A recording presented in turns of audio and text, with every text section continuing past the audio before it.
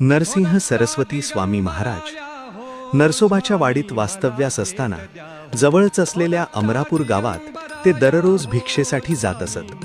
त्या गावात एक वेदाभ्यासी पण अतिशय गरीब ब्राह्मण राहत होता. तो कोरडी भिक्षा मागून स्वतःचा आणि कुटुंबाचा उदरनिर्वाह करत असे. त्याच्या घराच्या अंगणात एक घेवड्याचा वेल लावलेला होता. त्या वेलाला भरपूर शेंगा येत असत. एखाद्या दिवशी भिक्षा मिळाली नाही तर तो त्या घेवड्याच्या शेंगांवरच गुजराण करत असे.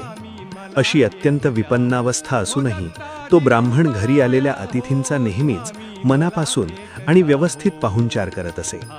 एके दिवशी श्री नरसिंह सरस्वती स्वामी महाराज त्याच्या घरी भिक्षेसाठी आले.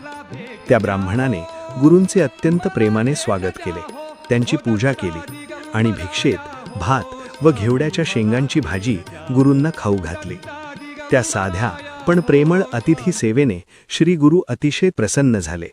तेव्हा त्यांनी त्या ब्राह्मणाला आशीर्वाद दिला, तुझे दारिद्र्य नष्ट होईल, तुझ्या घरी लक्ष्मी अखंड नांदेल, असा आशीर्वाद देऊन श्री गुरु घराबाहेर आले आणि अंगणात लावलेला घेवड्याचा वेल मुळापासून उपटून टाकला. ते दृश्य पाहून त्या ब्राह्मणाच्या पत्नीला अतिशय दुःख झाले. श्री गुरूंनी आपले अन्नच तोडले असे म्हणत ती रडू लागली. तेव्हा त्या ब्राह्मणाने तिची समजूत काढली. श्री गुरूंनी वेल उद्ध्वस्त केला आहे तर त्यामागे नक्कीच काहीतरी महान हेतू असला पाहिजे, असे म्हणून तो वेल काढून वाहत्या पाण्यात टाकण्यात आला. परंतु त्या वेलाचे मूळ जमिनीत फार खोलवर गेलेले होते.